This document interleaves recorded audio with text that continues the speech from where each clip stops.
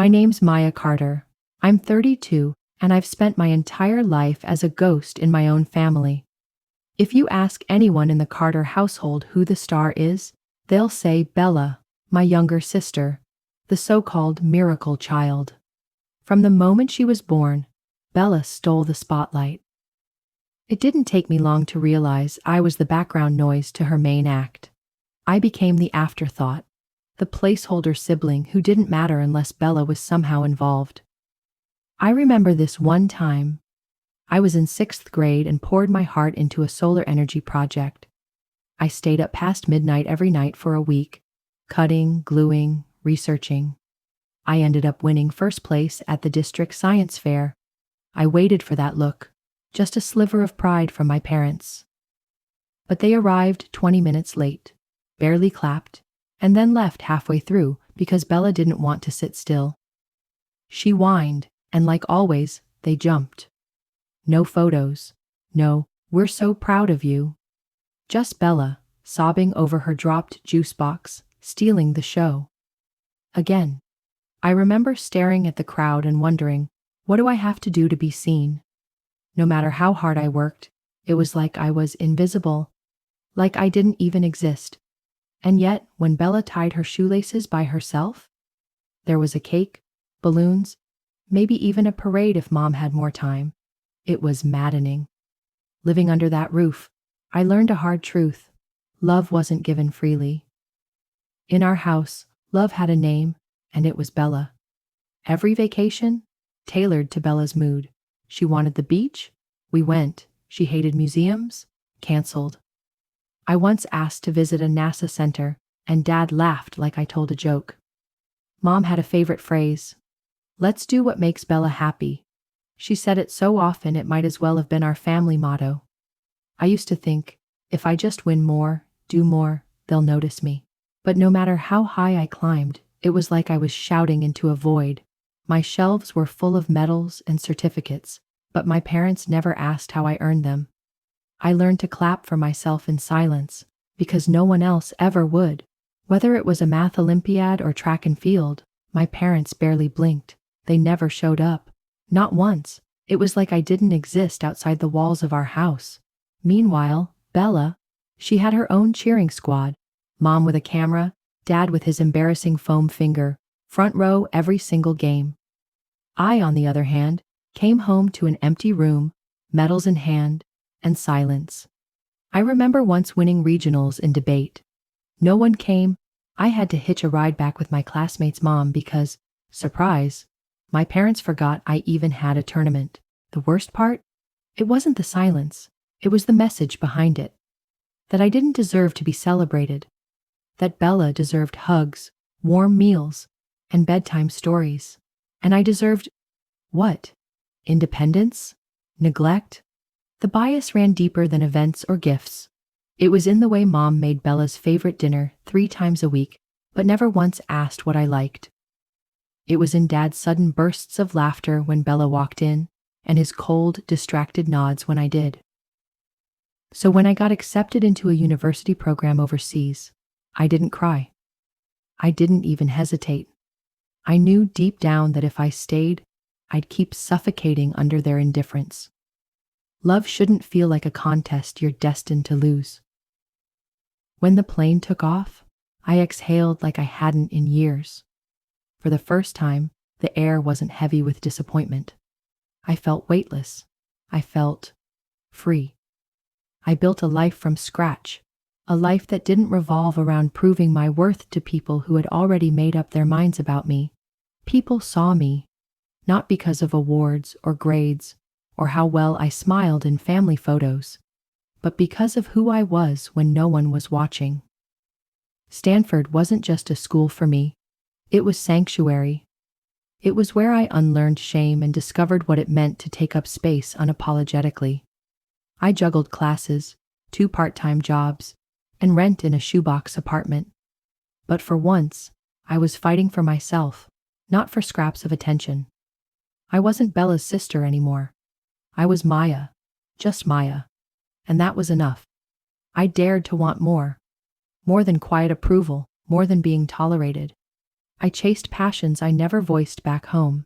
Graduation felt like crossing a finish line, only to realize it was the starting line of a much tougher race. I landed a gig at a scrappy startup in Seattle. Long hours, low pay, and ramen for dinner. My studio apartment had paper-thin walls and no heat, but I was free, and I was proud. Life in Seattle felt like someone finally turned the lights on. No more shrinking under Bella's spotlight, no more hollow glances from people who barely noticed I was there. For the first time, I could breathe without permission. I could shape my life the way I wanted. No guilt, no comparisons, no one hovering over my choices. I started at the bottom, junior associate, buried under tasks no one else wanted. But I took every assignment like it was a test I had to ace. I stayed late almost every night, rereading reports, fixing mistakes I didn't even know I'd made, fighting imposter syndrome every step of the way. It was exhausting, yes, but strangely fulfilling. Bit by bit, I realized I wasn't just working, I was building something that mattered to me. And then one night, everything shifted. At a charity gala I almost didn't go to. It was one of those sleek fundraisers for a children's hospital renovation, hosted by our firm. I threw on a black dress, grabbed my name badge, and went. No expectations. I told myself I'd mingle a bit, collect a few business cards, and sneak out early. Just another obligation on the calendar. But then came David. And suddenly, the room didn't feel so full of strangers anymore. He was tall, sharp-suited, confident, CEO of one of the biggest architecture firms on the West Coast, and the way we met? Completely ridiculous. We both lunged for the last crab puff at the buffet, our hands bumping awkwardly. It was so silly we both laughed like kids. Something about him felt familiar, even though we'd just met. There was warmth in his smile that disarmed me instantly. We talked, really talked. Not about titles or achievements, but about ideas, books, places we wanted to travel. I felt seen. He didn't lead with, "So what do you do?" He asked, "What makes you feel alive?" And no one had ever asked me that before. He didn't flinch when I mentioned my family. He didn't change the subject when I said I'd spent years invisible. He leaned in and listened like it mattered. We ended up closing down the venue together, still deep in conversation. Before we left, he asked if I'd grab coffee with him. I said yes before I even realized it. I didn't know what it was exactly, fate, timing, pure luck, but I felt safe. And trust, for me, didn't come easy. From then on, it wasn't just random run-ins. We met for coffee, walks by the waterfront, and phone calls that lasted until sunrise. I was falling, and for the first time, it didn't feel like a mistake.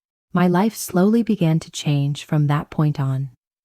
The conversations with David didn't just make me feel understood. They helped me see myself in a new light. I started to feel like I was worthy of love, not because of what I achieved, but simply because I was me. What I found in him wasn't rescue. It was true acceptance and respect. David never asked about my family. He didn't care whether I was the forgotten eldest child or not. He just wanted to know who I was. And I started seeing myself that way too. As a person, not someone's shadow. A year after I moved to Seattle, my life began to settle down. Work was falling into place. I was gradually making a name for myself at the company, and I started forming genuine friendships. Most of all, my relationship with David grew stronger. He became an important part of my life. Whenever I felt overwhelmed by work, he always knew how to make me laugh and comfort me. Even though I was building a new life, I still couldn't fully escape the shadow of my past. This Thanksgiving, I decided to visit my family. Even though I had wonderful friends and a loving partner, I couldn't deny that my family was still a part of me. I wanted to see if maybe, just maybe, something could change. It felt strange coming home. Everything was the same, and I realized that the habits and treatment within my family hadn't changed one bit. My mom still showered Bella with special attention, and every family meal was dominated by stories about her. I felt like no matter what I did, my family still couldn't see who I really was. Throughout dinner, Bella kept talking about her future plans, her new job, the trip she was planning. My mom endlessly praised her. My dad would occasionally mention me, but it always felt like a side note to Bella's narrative. And me? When I tried to share about a new project my company had just completed, my mom did what she always did. She quickly shifted the topic back to Bella and her plans. It hit me like a punch to the gut. I couldn't believe that after everything I had accomplished, my family still couldn't see me for who I was. I had tried so hard to build a real relationship with them, but this visit made me realize nothing had changed. I needed air. After that dinner, I grabbed my coat and walked out into the cold night, trying to make sense of the whirlwind that had just slammed into me. No matter how many times I showed up, bent over backwards, or bit my tongue, I always ended up in the same place, with a family that didn't see me. Bella was their universe. I was just orbiting, always close, never central. That fact hit me harder than I wanted to admit. That visit knocked something loose inside me. Even though I had found stability on my own, their presence, no, their absence, unsettled everything. I had a life in Seattle, a job that made me proud, friends who laughed at my jokes, but deep down, there was still this ache, a constant reminder that the people who were supposed to love me never really did. Weeks later, as I was sipping coffee and watching the rain hit my window, my phone rang. It was Mom. "We're having Christmas dinner," she said. "You should come. Bella will be there." As if that was the selling point. I'd promised myself I was done chasing their approval, but something in me, maybe habit, maybe hope, whispered, "Just go." Maybe this time would be different. Maybe they'd notice. Maybe I wouldn't feel like a footnote in my own story. I drove home gripping the wheel with sweaty palms and a head full of what ifs. The scent of rosemary chicken hit me first, followed by the sound of Bella's laughter. The house hadn't changed, but I had, and suddenly, everything felt unfamiliar. Polite smiles, shallow questions. And then Bella walked in, and it was like a switch flipped. Every face lit up like it was Christmas just for her. Mom glanced at me. "Still at that company?" she asked, as if it was a checkbox to tick off before returning to the real agenda. Bella. Her tone was rehearsed. She didn't care, she was just playing the part, and poorly at that. But Bella? They couldn't ask her enough. Her diet, her new boss, her favorite Pilates studio. It was like listening to a podcast I never subscribed to. She talked, and they leaned in like she was reading a fairy tale. No one noticed I'd stopped trying to join the conversation. The silence between us was deafening, only broken by Mom's occasional awkward attempt at small talk, like a lifeboat tossed out too late. I mentioned a new project at work, and before I could finish, she cut in. "Did you hear Bella might go to Paris next spring?" I wasn't just invisible, I was foreign, a stranger in the house that raised me. I said, "We just launched a citywide design campaign." She blinked, nodded, and replied, "Bella, tell us more about that trip to France." It stung more than I expected. As I stood up grabbing my coat, Mom tilted her head and smiled like nothing had happened. "You're leaving already? Stay a little longer, sweetheart." But I was already gone. Deep down, I already knew. Staying longer wouldn't rewrite the script. The story had already been written, and I was never the lead. I wasn't the daughter they celebrated. I was tolerated, barely, and that truth ached more than I wanted to admit. The moment I stepped back into my apartment, I called David. No hesitation. I needed his voice to remind me I wasn't crazy. David never offered cheap advice. He listened, really listened, without trying to fix me, without minimizing my pain. Over time, He became my anchor, my calm in the storm, and that night, I was drowning. We met at our usual cafe by the park, the one with chipped mugs and the smell of cinnamon. It was my safe place. He greeted me with that soft smile that always made my walls crumble. We talked like we'd known each other in another life. I spilled everything, the visit, the disappointment, the ache.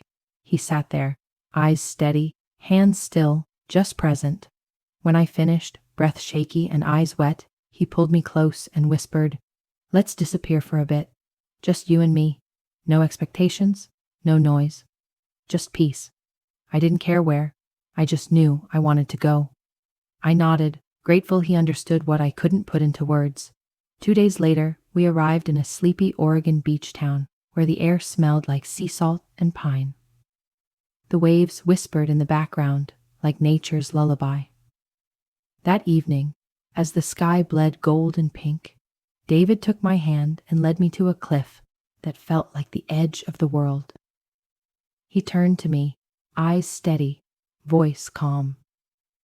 "Maya," he said, "I know you've spent your life playing background to other people's spotlight. But with me, you're it. I don't want your resume, I want you. Let's build something where you never have to perform again." Then, without a dramatic pause, he knelt down and pulled out a small velvet box that made my heart stop. "Will you marry me?" he asked softly, like he already knew the answer. My breath caught in my throat. I froze. I'd daydreamed about proposals before, rooftops, candles, speeches, but nothing prepared me for saying yes, with tears streaming down my face, wearing a hoodie and shoes full of sand. I said yes, 1,000 times in one nod, crying, laughing, shaking, and suddenly I felt free, really free. David pulled me into his arms, and for the first time in forever, I felt like I belonged. I wasn't convenient. I wasn't second best. I was chosen, out of love, without conditions. We planned a wedding that felt like us, small, warm, intentional. No performances, just the beginning of something honest. And I made a bold choice. I left my parents and Bella off the guest list. Not out of spite, out of self-preservation. I wasn't seeking revenge. I just didn't want their old scripts ruining the one day I wanted to feel whole. When Mom called, her voice already sharp with suspicion, I didn't dodge. I spoke plainly. "You're not invited. I need peace. Not guilt trips or comparisons. Not this time." She went silent for a beat. Then came the explosion.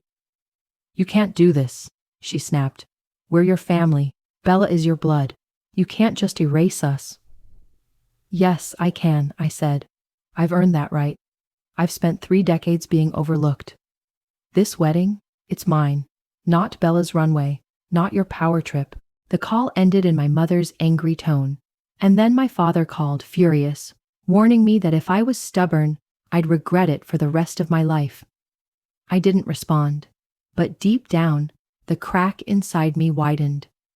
The sky was clear, sunlight soft, flowers blooming around the garden venue decorated in elegant white and gold tones. I stepped out of the dressing room, my hands trembling. Not from nerves, but from the anger I still hadn't shaken.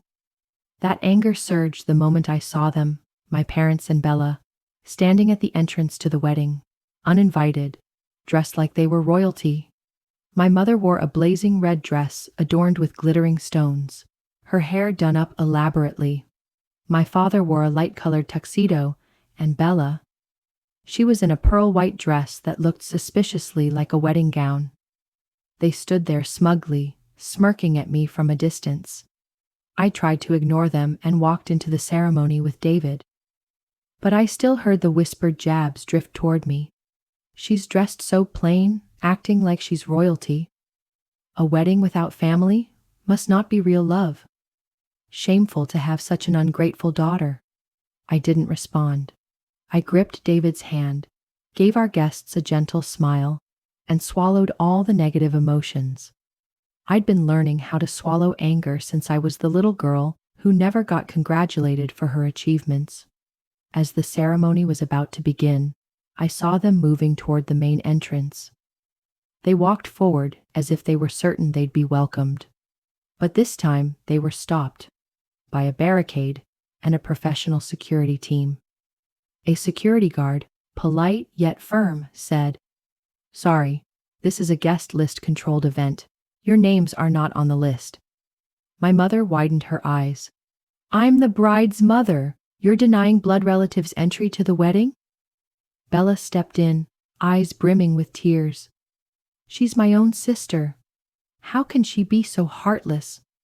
Who gets married without inviting their family?"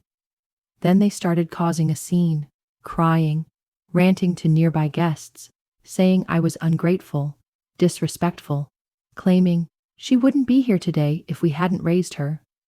But what they didn't expect was that many of the guests were my friends and colleagues, people who had heard my story. One of my friends, Dr. Clara, spoke coolly. "I've known Maya since Stanford. She's done everything on her own. If she chose not to invite someone today, she has every right to that decision." A senior executive from my company nearby added bluntly, "I've never seen someone endure so much unfairness from their family and still carry themselves with grace like Maya. If I were her, I wouldn't have invited them either." My family was stunned, doused in cold reality. Their smugness vanished.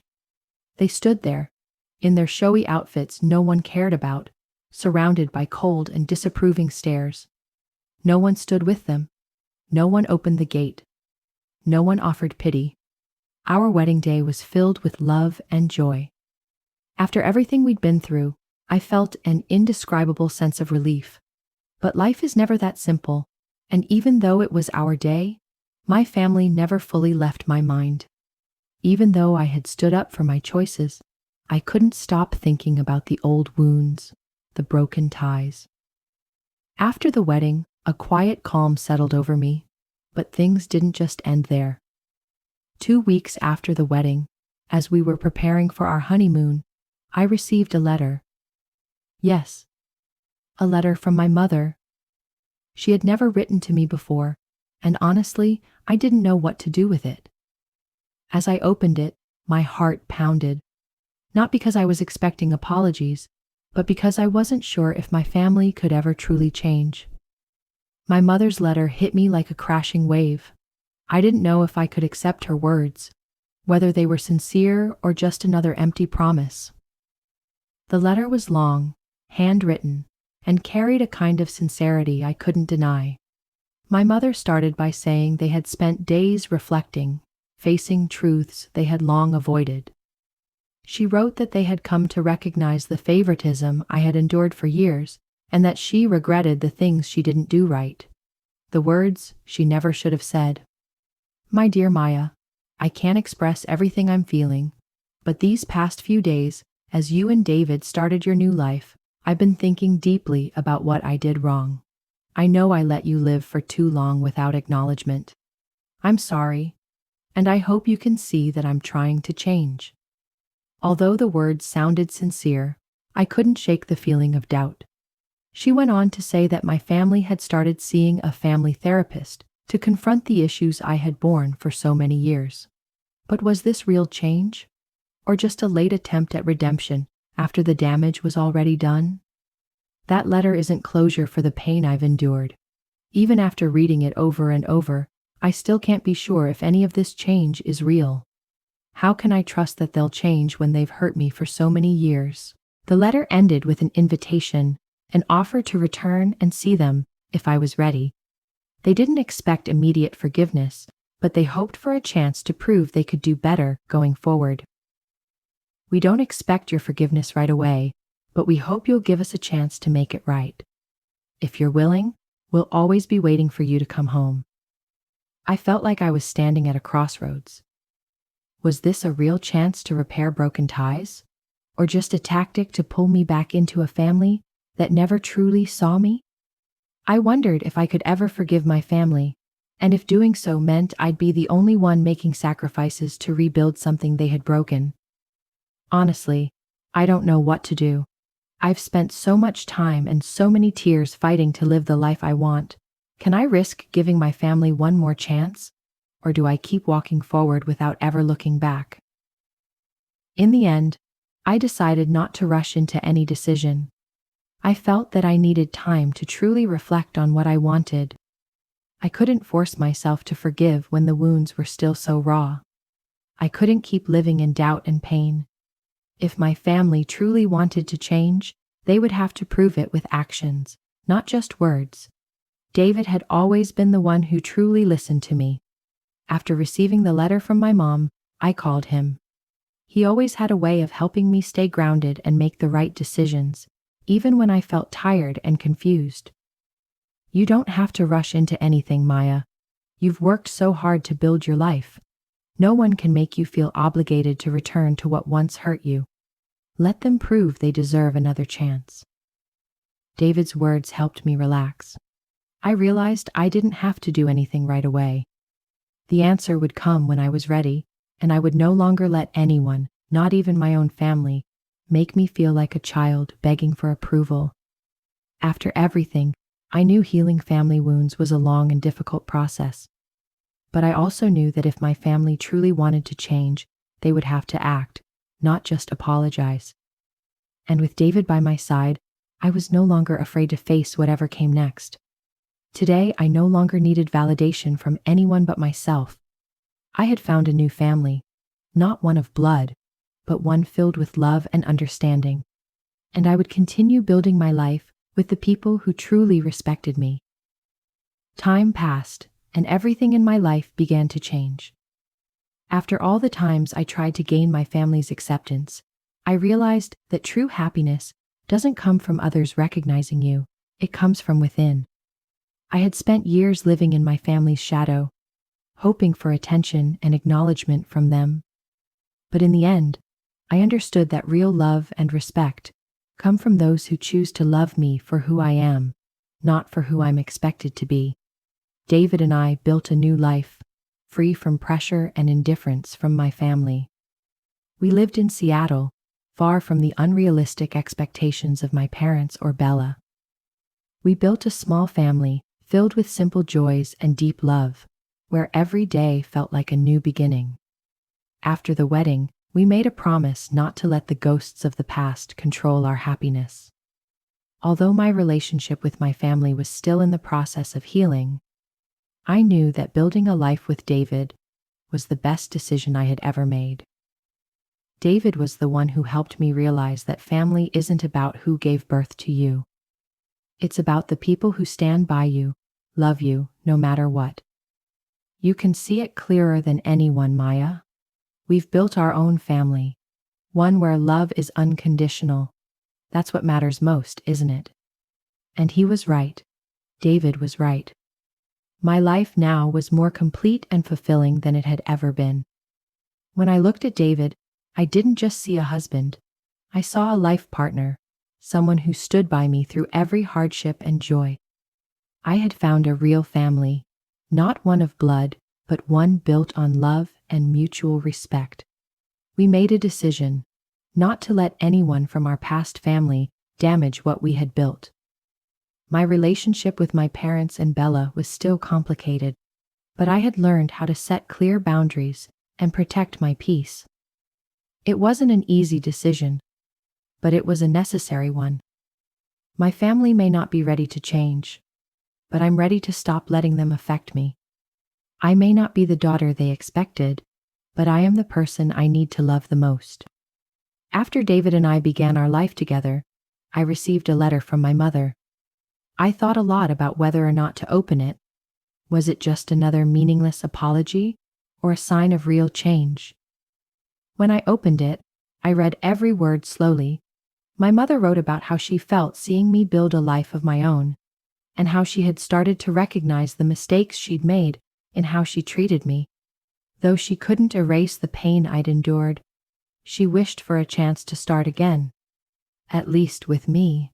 Maya, I can't go back and undo the mistakes I've made, but I want you to know I'm reflecting on everything I've done. I'm sorry, and I'll do what it takes not to repeat those mistakes. If you can give me a chance to start over, I would be so grateful. I finished the letter, but couldn't make a decision right away. Part of me wanted to forgive, but another part was still too hurt to do so. I had learned something important. Forgiveness is a process. It's never just a simple decision, and I wouldn't force myself to do it prematurely. I decided I would meet with my mother, but only when I felt ready. Forgiveness isn't a click of a button or some kind of magic. It's a long journey that takes time. And I won't let anyone, not even my family, force me to do something I'm not ready for. A month after receiving the letter, I decided to go meet my mother. I didn't know where the conversation would lead, but I knew I was ready for it. When I saw her, she looked at me with different eyes filled with remorse, but also with a desire to change. I couldn't deny that she made me feel like I was worthy of love, but whether we could truly fix our relationship remained a very big question. Mom, I don't need immediate forgiveness, but I need you to understand that change doesn't come easily. If we can do this, we'll take the next step together. My mother nodded, and in that moment, I realized that no matter how painful the past had been, we could still move forward and build a new kind of relationship, one based on understanding and mutual respect. After meeting my mother, I felt a significant shift in how I faced my family and the old wounds they left behind. Though the pain was still there, I knew I had chosen a new path, one no longer ruled by the old family dynamics. My family might change, but I wouldn't let them dictate my future. I was the only one who could do that, and I would live the life I chose.